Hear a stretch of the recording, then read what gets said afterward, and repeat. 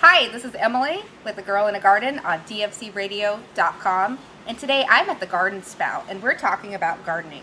One of the products that we're planting with is from Worldwide Garden Supply, who's one of our distributors, and they sell these root maker propagation flats. Now these come in a 60 site as well as a 32 site. These are air pruning containers. We're going to plant with these, and Gabby is going to show us what exactly these containers do. But you are creating fibrous root balls with better nutrient uptake with these propagation trays. So we're going to get planting with these, and we're going to see what some of these different pepper varieties too that we're planting. So let's get planting. Hey, this is Gabby from the Garden Spout, and I'm joining Emily from A Girl in a Garden today, and we're planting some peppers for our garden. And so the first thing I did was I soaked our peppers in some water for a few hours. You can see that some of them are floating on the top, most of them are sinking, and I believe that the ones that have sunken are the ones that are most likely to germinate, but we are going to plant them all. These are the pink tigers from Enrico Mojo peppers from Italy. These are some of the most beautiful peppers that I've ever seen, and I'm excited about the chance to plant these. Even though they're so hot, I probably won't be able to consume them. But they're some of the most beautiful food I've ever seen. So I'm going to drain most of the water. I'm going to leave a little bit in here. And I've learned my lesson the last couple of days. Planting these hot peppers by hand, not a smart idea. I've been burning my face over and over again. So right now, I'm using a pair of tweezers. It makes it super easy to pick up the seed, drop it in there. Matter of fact, I'm just going to put some more of them right here on the screen, pick them up one at a time, drop them in, nice and easy and safe. Now if these weren't hot peppers, I'd probably just be doing this by hand, put the damp seeds in the palm of my hand, and then just pick them up with my fingers. But I've been burning myself repeatedly. So another thing I want to talk to you about while I plant these peppers are the root maker cell packs that we've got them in. The whole idea about these containers, and maybe if you back up you can see them, is they direct the roots towards the air holes where they'll be pruned. This forces the roots to branch, creating a fibrous root system, lots of root tips. And the root tips are where the plants absorb the majority of their water and nutrient. So really you're creating a much more productive root system when you root prune. And also these cell packs are really useful because the sooner that you start the root pruning, the most benefit that you're going to get from it. If you wait till you've created a circling root system in a standard cell pack, then we're trying to fix that. So it's best to start them off with these excellent root pruning propagation trays, and that way we're going to start off with a strong start, and we don't have to try to fix any of that damage. So got two more seeds left over here, but they're kind of stuck together. Just going to drop them in an existing hole.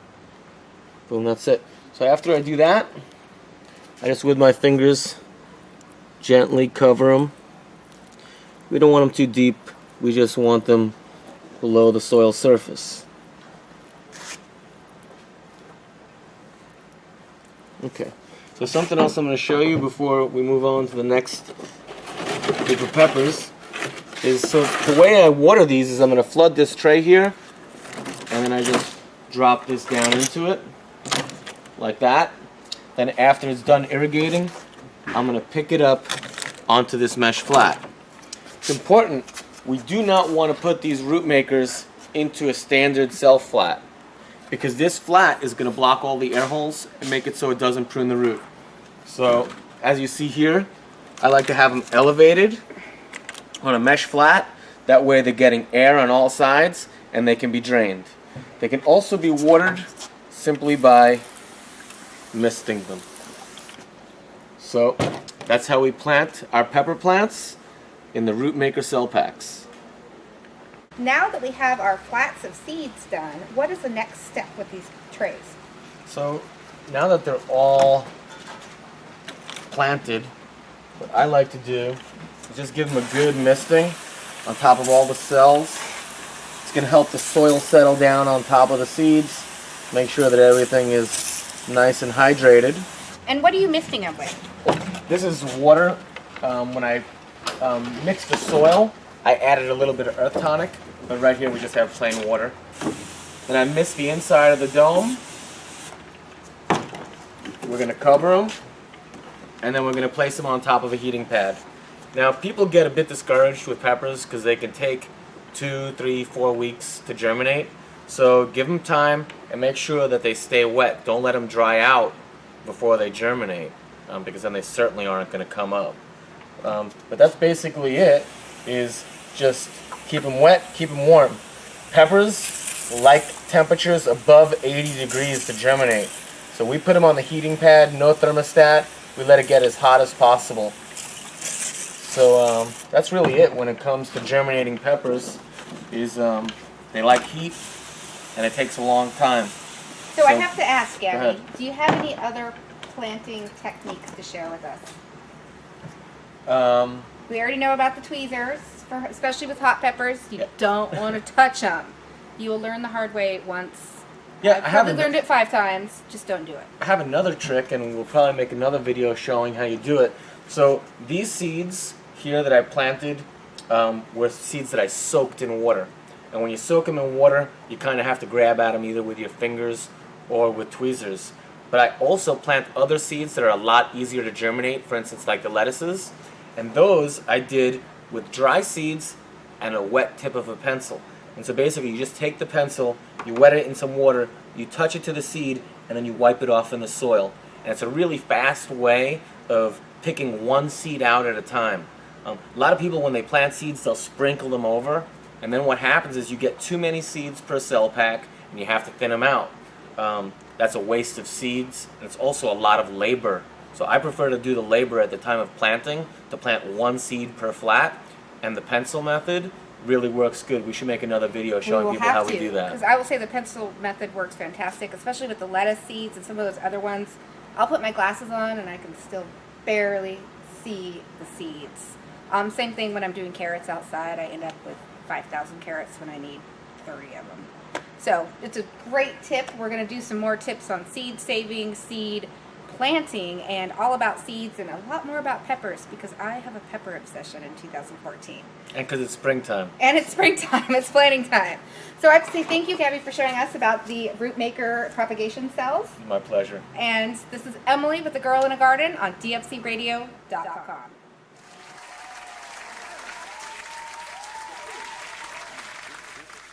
DFCradio.com.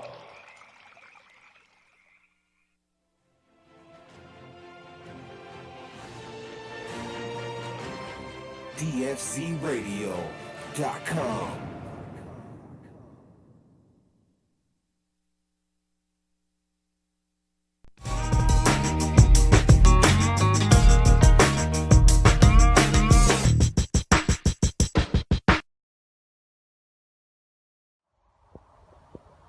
Welcome to A Girl in a Garden on DFC Radio. This is your host, Emily, and I'm standing in my backyard.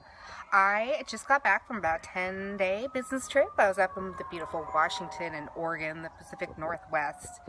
And while I was gone, my garden didn't get watered as many times as I wanted it to, but it did get watered. So not everything died. A few things kind of didn't quite make it, and a few of the other things are doing quite good. So today I'm going to show you what's doing quite good, and then I'm going to make some stuff in the kitchen.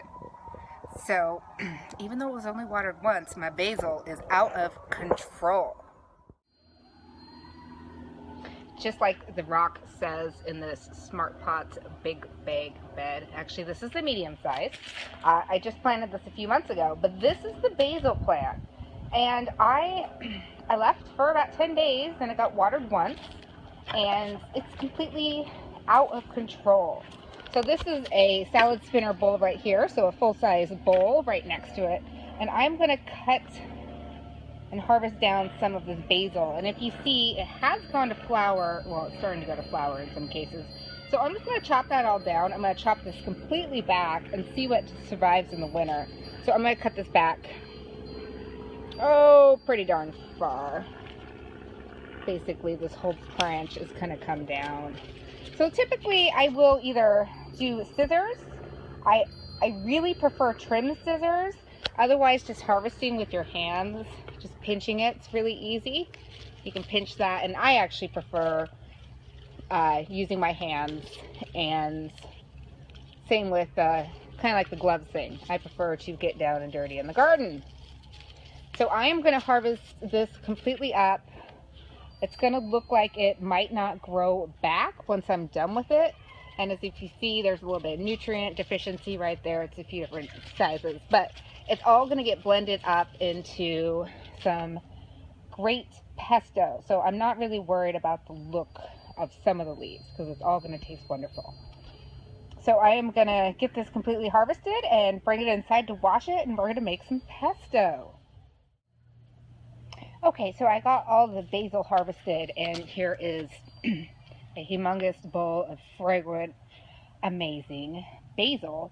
And here's what I left of the plant, which, as you saw before, was quite large.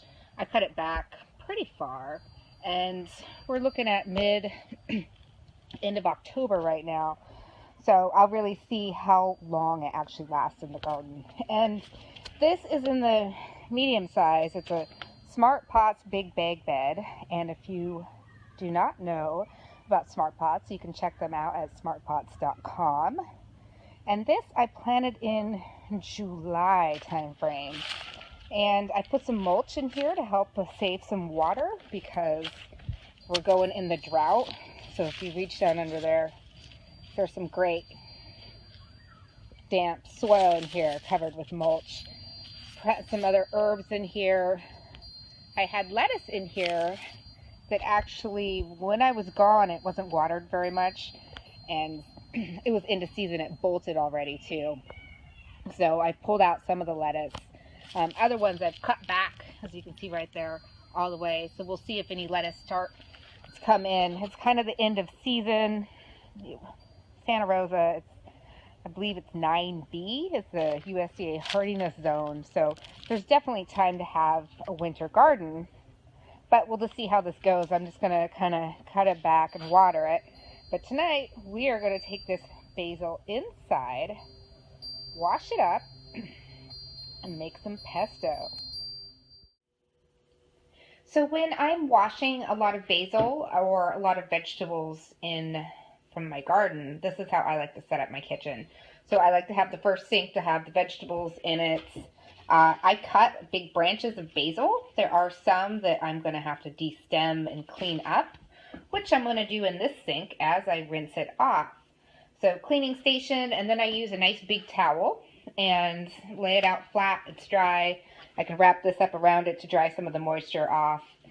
After I clean and process the basil to go in the blender for pesto.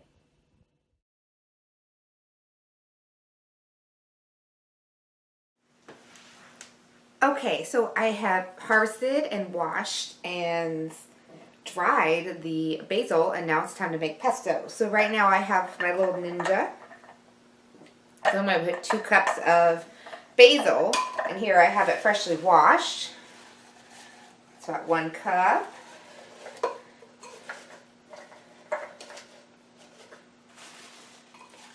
So another cup. We have there's 2 cups. Let's wash that down in there. Alright, so 2 cups basil. We want to have 2 cloves of garlic. Peel a little bit of the outside off. 2 nice big cloves because I like garlic.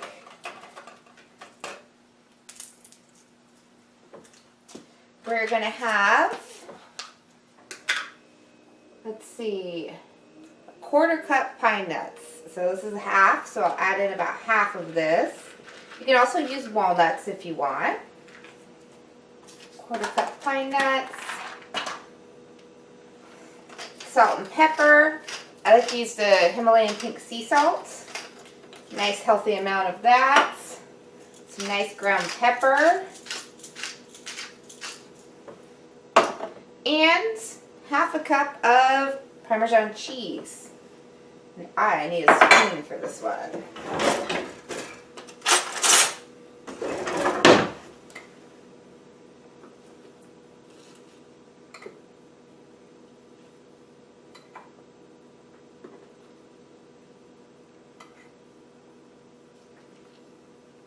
Probably just enough, and then I will put the lid on, scrunch this down, there's a little bit of cheese coming out of that, and then I'll do the lid for this.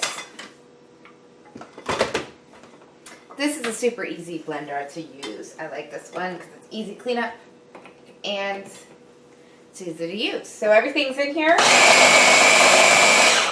Actually, not everything's in here. I actually did not add the olive oil. So I blended it a little bit, but I didn't add oil. So we're going to pull that lid off one more time. And we want to add 2/3 cup oil. So we have some olive oil right here.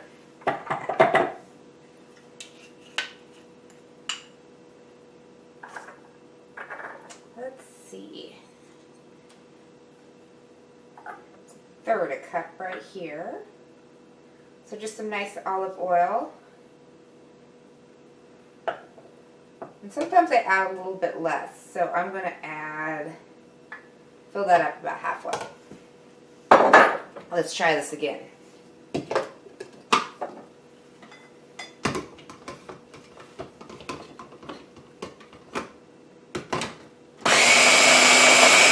Now we're going to blend it.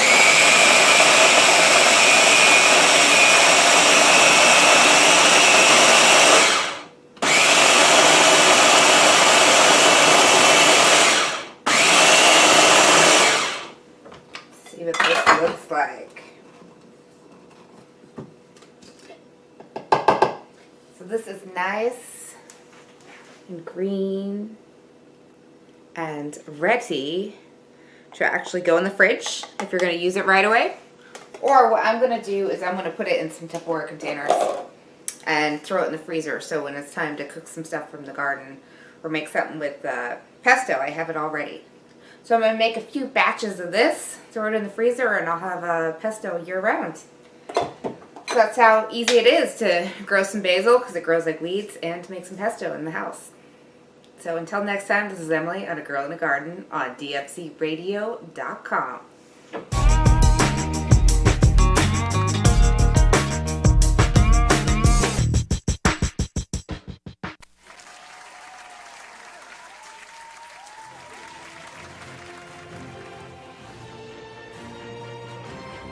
dfcradio.com.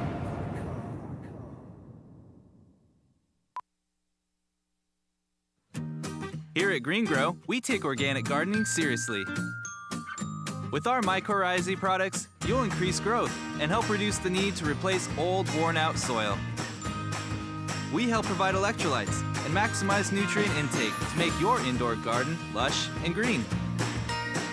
So give your plants the strength that they need and breathe life into your soil with Green Grow. Find us at your local nursery or visit us at thegreengrow.com. That's thegreen, GRO.com.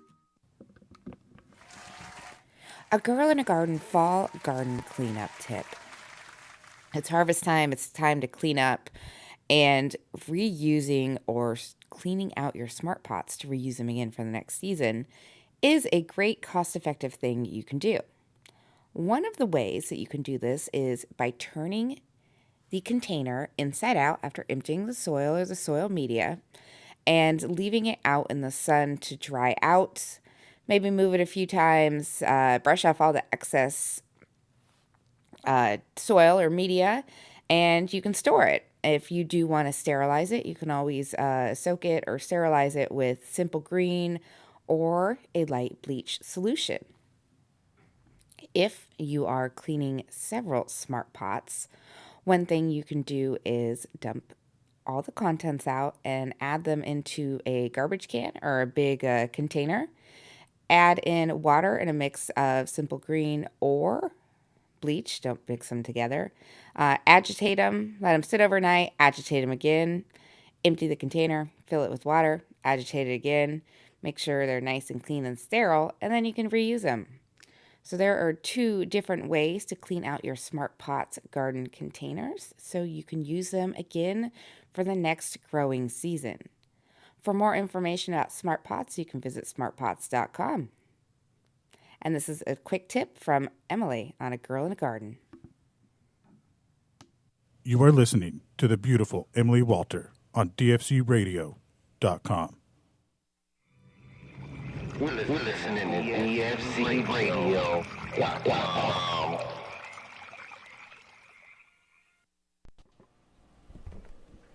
Hello, and welcome to A Girl in a Garden. This is your host, Emily. And today I am with Bill Graham from Microclone Systems, and we are making a solution of Flora Nova Grow, and we are using our Blue Lab meters. So, Bill, besides welcome, how are you? Oh, how are you doing? I am so happy to be here. Thank you, Emily. Well, great. Now we're going to be setting up our solution. What is the first step? Well, we're doing a week 3 solution of Flora Nova Grow. We have our pH and parts per million meters from Blue Lab. We're going to discuss parts per million and EC, starting with the solution we have, and we're going to make a 5-gallon solution. Want to get started? Yeah, let's get started. What is the first step? I'm going to take my ppm pen, which we're going to begin calling an EC pen, because EC is really it's the electrical conductivity. It is the absolute measure of the conductivity of the salt. It's going to tell us how much salt or chemical fertilizer is present. And this is going to account for the salts that are naturally present in the water that's come out of your tap. When I turn the meter on, this is a selectable meter. So Blue Lab has made this so we can select EC, which we're going to do. But you can also see that if I hold the button down and press it, it'll go through Celsius and Fahrenheit. There's a parts per million on a scale 500 and a parts per million on a scale 700. Now, before we get too much further, can you talk a little bit about why are there 2 ppm scales? Well, what happened was the original meters that were being used were usually from the water industry, wastewater, household water, and so they were reading the conductivity of sodium chloride, NaCl. Sodium chloride is going to be the most conductive salt you can possibly have, and so these were all calculations made on the amount of sodium chloride dissolved in the water. And 500 ppms is just another way of saying a very small percent. It's going to be parts in a million. 10% is 100,000 ppm. So we have scaled that down, and if you can imagine that 500 ppm, for instance, is going to be 0.005%, we just decided to use parts per million. Now that again is the water industry using 500 for the scale of sodium chloride. Now they made the meters, but we're dealing with fertilizer salts. The fertilizer salts will be primarily ammonium nitrate, calcium nitrate, potassium hydroxide, through all the various major elements, minor elements, and trace elements that don't all conduct electricity or the same way as sodium chloride. They're weaker conductors. And so what we've done is we use the scale of 700 parts per million per 1 EC, or electrical conductivity unit, to measure, to more appropriately measure the amount of fertilizer dissolved in the solution. So you can see that it's a difference of, you could be reading 500 when you actually have 7. We want a good absolute number. Now, I will say, especially as a beginner gardener or people are getting interested in hydroponics, and we start talking about the importance of water and how we're feeding our plants, it starts to get super confusing. So as a newbie, you start hearing there's a 500, there's a 700, it's ppm. What is this EC thing? And I have to do all these other steps to it. So the ultimate one is we're saying to go with EC. That is an absolute. That's a good one. And in fact, our friends at General Hydroponics have already done it for us.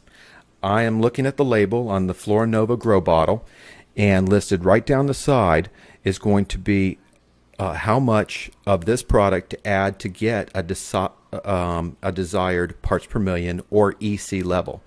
So if you look at this closely, it'll tell us, for instance, that we want to add 1.25 milliliters per liter to get a 500 ppm. And they've even given us the scale up here at the top of the graph. It'll say ppm on the NaCl, or sodium chloride scale. Just to make this simple again, I've taken the meter, set it to EC. EC is the same no matter what. And General Hydro has also given us an EC scale. And so the number that we're going to be looking for if we were trying to we're trying to get 1 EC would be to add 1.25 milliliters per liter, or 1 tablespoon per gallon. And what we have is we have a bucket with 5 gallons of water in it. So we're mixing up 5 gallons of solution. Yes. So what is the EC of the water by itself? Going to take the pen, turn it on, stick it in the water, and what's nice is it takes about 20 or 30 seconds to figure out the temperature, and that's going to affect its reading. Not going to be a huge difference from the air temperature to the water temperature. But this is one of the things that a pen will do, is it will compensate for the temperature because it's going to affect the reading of the meter. We have a starting EC of 0.2, and I think you were just reading the week 3 off the internet, and we are looking for, do we have a finished EC? We don't. We want to add 4 teaspoons per gallon, or 4 teaspoons for 4 gallons. Exactly. So we're starting with a 0.3 EC though, and just so you know, this is, if you're listening out in the world, Garden land. Garden land. This is just from my tap. So we're using regular tap water from Santa Rosa, California. This is not bad, actually. If you do the math, for instance, that 0.3 on a parts per million scale is going to be 0.3 times 700, or about 200 parts per million for source water. And that's just on the low edge of what's considered hard water. Okay, so that is my water. So that's the EC. Now, what's the next step for what measurement we can take from our water? Our next step is to add some fertilizer to this water, watch the EC climb, stir it until it stops moving, and then we'll do a pH correction of it. Okay, if we need to do a pH correction. I always assume. Okay, and I'm one who usually outdoor gardens, so this indoor gardening is a little bit new, and there's more steps to it, but you do not have to make it overly complicated. Oh, no. The nice thing, we have a good, relatively low starting number. We're going to add the nutrient according to the directions. We're going to get a final reading on it just to sort of tell you where you stand, and then we'll take a look at the pH and see if we need to adjust any of that. Okay, so now we've mixed up the nutrient solution and we have our truncheon meter. Can you tell us a little bit about what this meter does? This is Blue Lab's other conductivity meter, and this the origin of the truncheon meter is in the greenhouse industry, where most of the time they'd have big, deep tanks full of nutrient solution.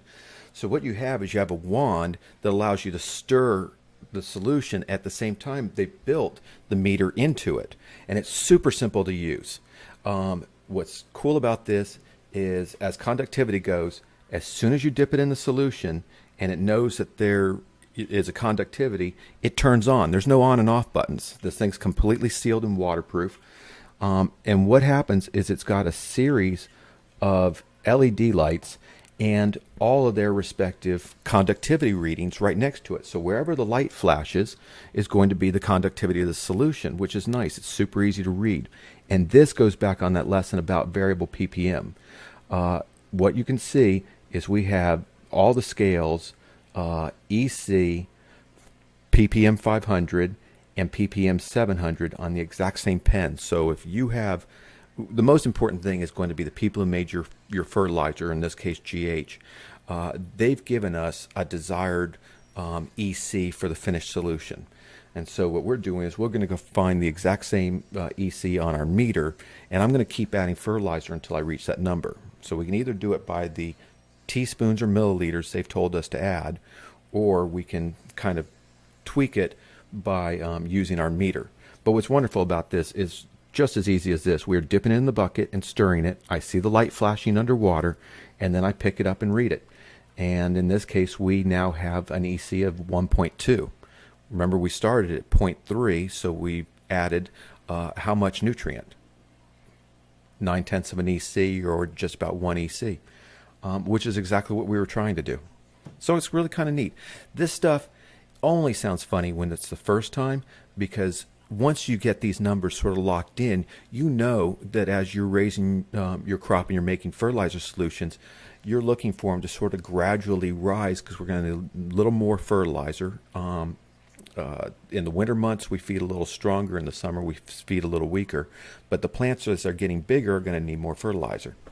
And this actually just goes to drive home the point of keeping a garden journal. Mm-hmm. This is the way to plan out your crop, the different weeks, what your EC should be at. And actually, if you track this, some people will even put this in computers. There's automated systems that will track this as your plants are growing. You can use that data to become a better grower. That's right. I like the good old marker board. And really, once you've been through one plant growth cycle with this, you already know what your numbers are going to be. And ultimately, mine are just written on the inside of my cupboard door, to check once in a while. And this is also another point, is when you start growing something, typically it's good to hone in on what your water's like, and you start to remember that. And stick with the same plants and the same nutrients for a while and learn how to grow with those nutrients. A lot of times people will keep switching up and add different additives, and they make it complicated.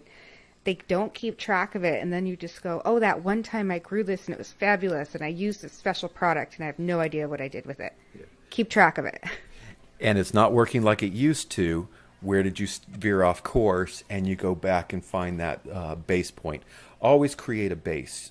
Every new grower needs to create a baseline. Use simple ingredients and simple techniques. Keep notes. Pay attention to what changes throughout the crop, and then you can get clever and begin to add things, because you know where you can go back to when it starts going wrong. If it doesn't work the way it's supposed to, you can go back to a point and then pick up from there. So there's some actually fantastic quick tips from A Girl in a Garden and Bill Graham. A boy in a garden. A boy in a garden. We're going to go with a boy in a garden. Okay, so the next thing we can check is our pH. So we're going to pull out one of our pH meters, because I found out that Bill Graham actually travels with his own meters. And they're the same as yours, and we've already got them mixed up. So we're sitting here with 5 Blue Lab meters, and I'm going to keep my new ones. If I don't swap them. If you can tell the difference, I'm going to let you sort them out. All right, so let's... Odds are I get at least one new pen. All right, so Bill probably got a new pen after this little visit. So we need to turn our meter on. Obviously, that's the first part. Oh, so easy. That's right. And these things, any pen, just as long as we're mentioning it, should be calibrated before use. They don't tend to drift too much. As the battery runs down, you'll find that they drift a little more. We don't have the calibration solution, and Blue Lab is very good about factory calibrating the pens before you buy them. But we're going to do, since I have 2 pens, we're going to do a guerrilla calibration, and that is I'm going to put both digital meters in the solution next to each other, and we're going to see how closely they read. Now they're adjusting. I've got mine in Celsius, so I'm going to change my units to Fahrenheit. I don't mind Celsius, but Fahrenheit's easier to read. All right. So we have the same temperature, and we got a pH variance of half a point, 7.0 to 7.4. But they're changing. This, again, is based on temperature. So inside, When we look at the bottom of the meter, there are two probes. One of them is the glass ball, which is going to read the pH across the surface of the glass. And then the other one is going to be a temperature sensor surrounded by a black ring of a saturated potassium chloride salt solution. So that's what we call our salt bridge. And when people say that their meters get crusted up, they're almost always paying attention to the glass, but the problem is almost always the salt bridge. Meters like this should be cleaned with a soft toothbrush once in a while. Wonderful thing about the Blue Lab company, and they're not paying us to promote them, but they do a great job, is just about every hydroponic store is going to have a Blue Lab calibration and cleaning station available, and you just bring your meters back to the store to get them fixed. That's why I'm carrying my meter today. And again, this kind of go back to the newbie thing, is when you pick up and start gardening, pH pens, ppm, any of these meters that you buy seem to be, for hydroponic stores, the biggest return, and a lot of times it's user error, and mainly because it's confusing. Blue Lab makes it so simple. I have played with just about every meter you can imagine. I built 2 pH meters from scratch, just because I was playing around with it. You don't want me near any of your electronics, but you just turn it on, use it, calibrate it once in a while. The thing that calibration teaches you is if you need to change it often and fix it, then you probably need to change your batteries.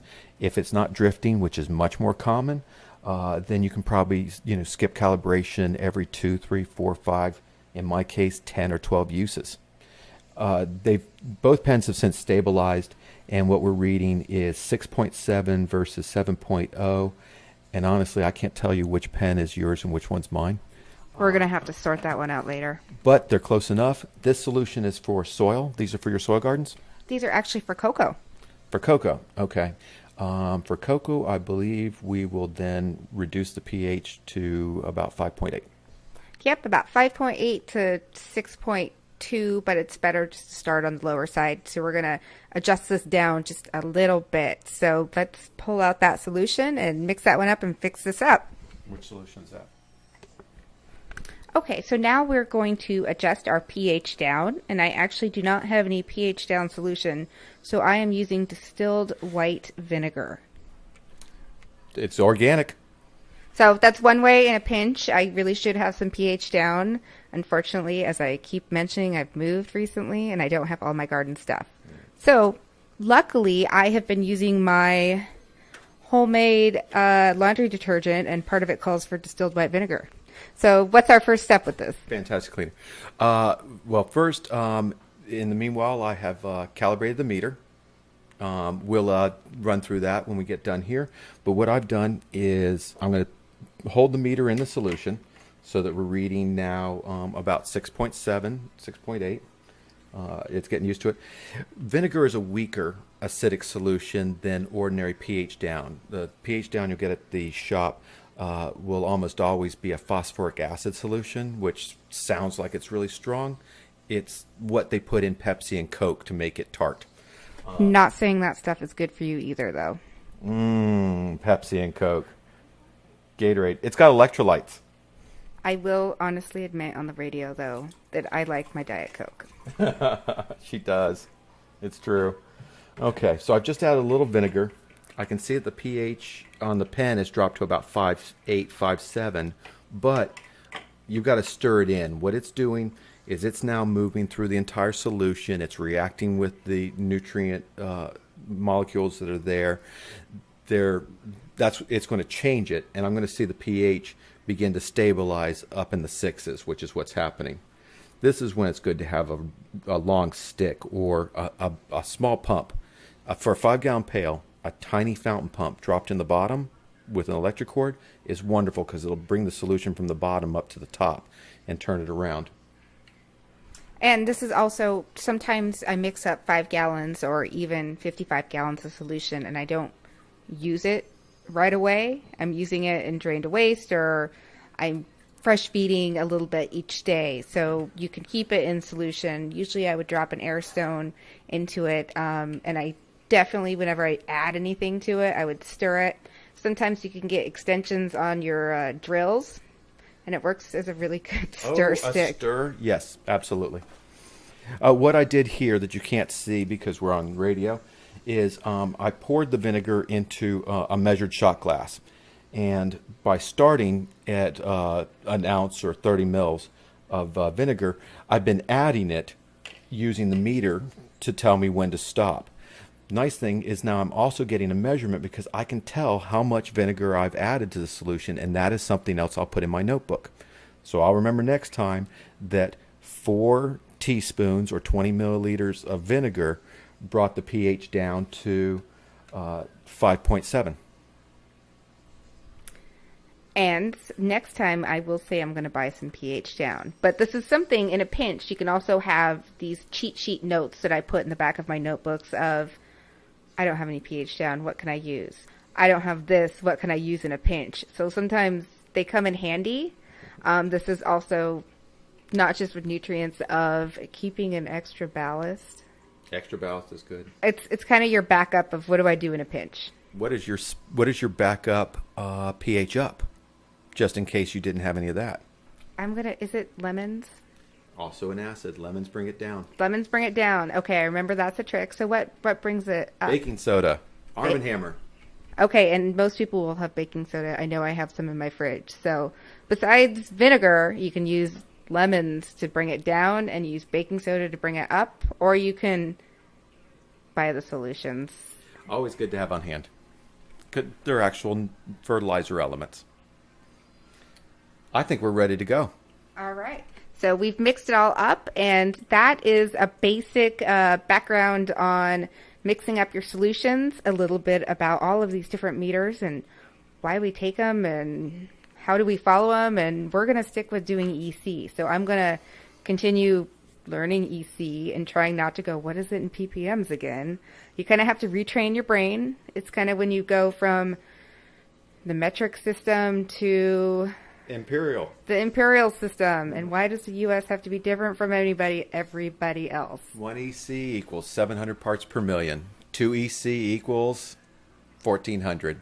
So just keep that in mind. Sooner or later, EC will stick in your head, and you'll be converting ppms to EC when people tell you. So it gets easier. Just it seems a little bit overwhelming. So I hope you learned some great tips today, and I have to say thank you, Bill Graham. This is Bill Graham from Microclone Systems. Thank you very much for being on A Girl in a Garden today. My pleasure. All right, everyone, have a great day. This is Emily from A Girl in a Garden.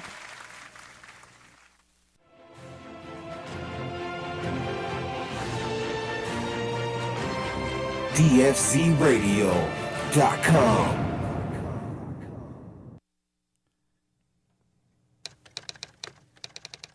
Hey, Dr. Duff, are you signing up for another one of those internet dating sites after your divorce? Nah, I'm just ordering these freaking douchebags from China here. Just gonna be saving a lot of money on it. About $1 a bag. Did you say douchebags? Yeah, they're pots. They're fabric pots. They're, made in China. They save $1 a bag from all the other... Oh, it sounds like an imitation smart pot or something. Yeah, save $1, but, I'm pretty sure these douchebags are gonna work. Dude, I had a buddy of mine who used those same douchebags. He bought them direct from China. It killed his whole garden. Bro, what? So I'm better off spending that extra $1 on a smart pot? I'd get a smart pot. Don't be a Duff man. Make sure to buy the original patented Smart Pot. Check them out at smartpots.com. Here at Green Grow, we take organic gardening seriously. With our mycorrhizae products, you'll increase growth and help reduce the need to replace old, worn-out soil. We help provide electrolytes and maximize nutrient intake to make your indoor garden lush and green.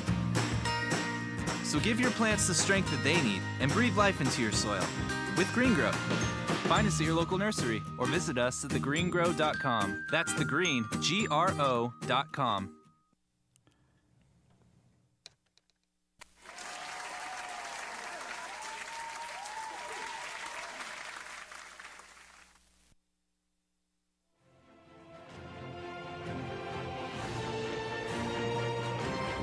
DFCRadio.com.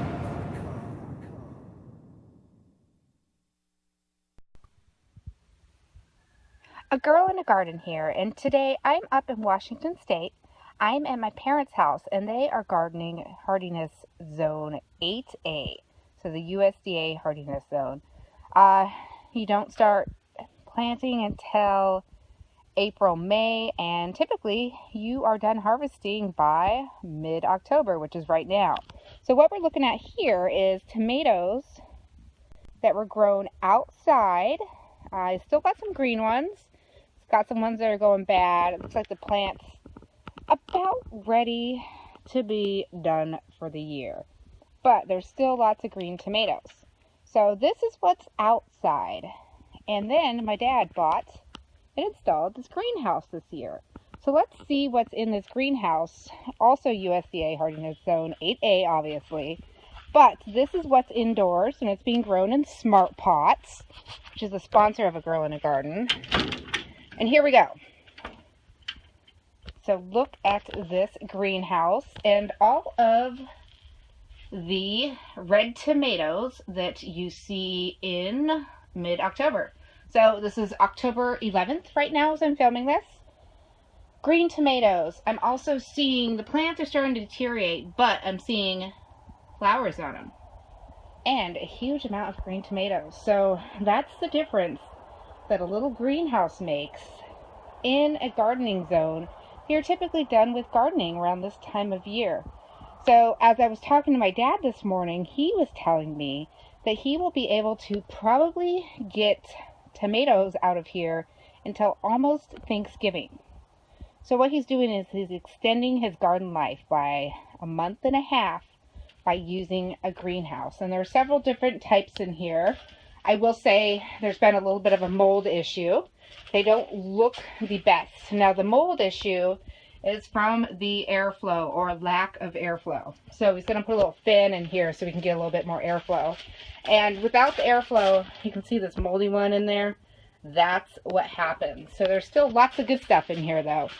So I would say it looks like it needs to come out here with some scissors, trim up everything, cut away all of these damaged things. These should just be cut back so you can get the plant to focus on ripening up any of the green tomatoes. But you really extend the life from having a greenhouse. So we go from this greenhouse to those are your other tomato plants right here, which they are green, but none of them are going to be able to turn red. Inch by inch, row by row, gonna make this garden grow. Welcome to A Girl in a Garden on dfcradio.com. This is your host, Emily. And today I am talking with John Ford from Ford's Fiery Foods and Plants. How are you doing today? I'm doing great. Thanks for having me on. You're very welcome. I will say John Ford is someone I met from online, and he has a very active website, which is fordsfieryfoodsandplants.com. And you have introduced me into a whole new world of peppers, I have to say. Yeah. So how did you get into all things hot and pepper related? Well, there's a few stories along the way that have contributed to me being a chili head and eventually taking my hobby into a business. It probably starts back when I was a kid, living with my grandparents down at Humboldt, California, gardening veggies and peppers with my grandfather every summer.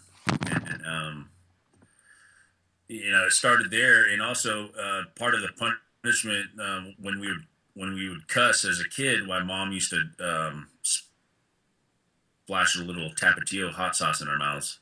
And, long story short, I didn't stop cussing. So That's actually pretty funny. That's a great story. You have to thank your mom for getting into peppers then. Yeah. So here, it was probably about 4 or 5 years ago. What really pushed me, gave me the nudge to move forward with peppers was we were over at my friend Shag's house here in Eugene. Shag's a glass blower, and my friend Chris was here too. we were standing around talking about starting up our own hot sauce company, and that I would be the grower, and Shag would create these real unique glass bottles that he could make with molds, and Chris would be the hot sauce maker because he's got some really killer recipes. And so what happened was my friend Shag was growing a ghost pepper plant at his house, and I'll tell you what. Do you know Charlie Brown Christmas? I sure do. You know the Christmas tree, the ugly little Christmas tree. Yeah, the Charlie Brown So Christmas tree. so Shag's ghost pepper plant looked like Charlie Brown's Christmas tree's ugly cousin. With one, it literally had one pepper on it, and it looked pissed off. It was yellow. The whole plant was yellow and probably full of aphids. And right then, I decided that I was going to start growing peppers, and I looked at that as a challenge here in the Oregon, our short grow season, and I've been growing peppers ever since. So Now, are you growing indoors or outdoors? Since you have some different weather, you're in a tough gardening zone. well, I do both. I actually, what I try to do is extend my grow season by I start early indoors under metal halides and T5s, and then I usually start just around January indoors, and then I'll move everything outside around May and June, and then if I have to, I'll pull plants in because of our frost date is I think it's like the late October, and most of our pods have not ripened yet. So pull everything inside and put it back under the metal halides, and let everything ripen up inside. So Now, Forest Fiery Foods and Plants is a licensed and permitted nursery, so all the plants do get inspected by the Oregon Department of Agriculture, the plant division, before they get shipped out. right, yeah, yeah, I'm not sure if that was a question regarding the inspection, but yeah, we are inspected by the Department of Agriculture Plant Division. Our inspector comes out once or twice a year and just kind of looks over our plants and makes sure everything's, no diseases or any unwanted pests or anything. So, yeah, so we do our best to offer the best plants and fresh produce come summertime. So I have to ask, what plants do you have planned for 2014? I've recently made some connections. This is what I'm really excited about. Yeah, of course I'm going to have the ghost peppers and the Brazilian ghost peppers and the Trinidad scorpions and all that stuff. But I've recently made some connections in the Middle East with some really rare cuisine type culinary peppers that they use over there that are really sweet, delicious, and really excited about those. So here's my next question: how far have you traveled for peppers or pods? Physically, not. I mean, California, Oregon, Washington. That's about it. Now, you've been doing a lot of pepper seed trading as well? Oh yes, yep. We're in contact with growers, breeders from all around the world. So, and I have to say, I'm pretty new to the pepper community, and I have found just how welcoming it's been and how nice and generous people have been with seeds. I will have to say thank you so much for sending me some plants and some seeds for this year. And I will say, kind of from finding more and more about peppers, is there's some great information out there. There is. And yes. There's some great growers out there, and you have found a lot of success. It looks like your business has been growing every year since it's been started. Yeah, we technically have launched in 2013, but we were doing local stuff and internet sales prior to that. But yeah, we've had a huge success. it's at times pretty overwhelming. It blows me away how much attention hot peppers have brought to me. Me alone, but I know all over the world people are really fascinated with these things that you can grow in your garden that you're scared of. So I will say this year, and especially it came to light for how obsessed people are with peppers, is one of the hot topics was sriracha sauce. And right, that might not have been being made for a while, and I know there's some stuff going on with it, but people freaked out over it, about it not being sold. about it not being available, or it might Right. not be available. Yeah, And I'm not a huge fan of sriracha, but one thing I do know, if they were to go out of business, that would just kind of open the doors for other hot sauce makers to make something pretty similar. So and that's why I was saying to quite a few people of like, well, if you like that, why don't you start growing some peppers at home? You can have a lot of fun with it too. And there's right, some great sauces from some of the small manufacturers out there as well. yeah, So I found that the hobby, or well, just the pepper business, is almost like the microbrew business. It's pretty competitive. There's a lot of stuff out there, but there's a lot of great people and great products out there.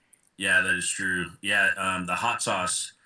I think I mentioned it earlier. The hot sauce industry is like the seventh or eighth fastest growing industry in the United States right now. It's passed up.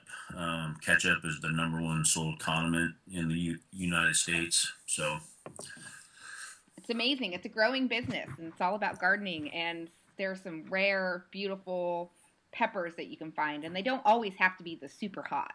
right. Yep. Yeah, that's, my company, of course, like I said, we're going to be offering the super hots, but we're also making a shift to more of the mild strains. So Somewhat edible ones. right, exactly. So everybody can enjoy them. Opens up the market a little bit more because most people, I think I read somewhere 75% of the people in the world have never eaten anything hotter than a habanero. And so when you're growing peppers like we do that are 5 to 10 times hotter than a habanero, people are just, it's like might as well be part of a freak show. You know what I mean? Oh yeah, I mean, you watch those YouTube videos and you see grown men cry. It's painful. It's an out of body experience. Yeah. It's Yeah, something. I always think that if sideshows were around still, that they would be that they'd have chili pepper eaters like as part of the sideshow because it's people just get so much entertainment out of watching a grown man eat something that looks like it's going to kill them and they survive. They, I've gotten too much enjoyment out of the videos, I have to say. yep. So I have to ask, who have you met along the way in your business with pepper growing? And it's so many people. I mean, right off the top of my head, quite a few years ago, the first two people that I connected with that were involved with the chili head community was probably Mike McDermott and Jim McDermott in Ohio. They were the owners of Old Barn Nursery, which is now Buckeye Pepper Company. Um, Mike is Mike. Mike is a. I'll tell you what. Mike is a stand-up guy. He I think it was 2 years ago. He sat with me over the phone and helped me set up my website.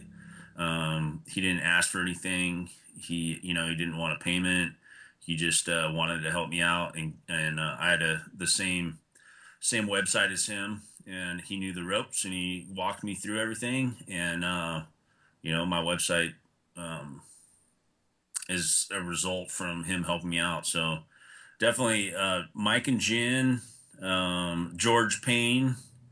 Um, he's doing a pretty cool thing. Harvested Heat Outreach back east.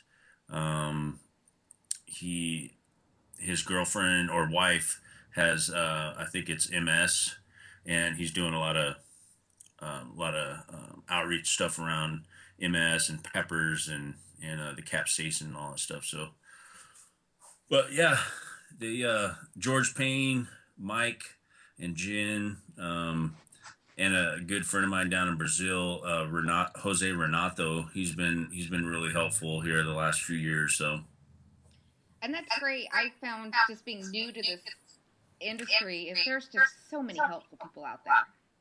yeah, there is. So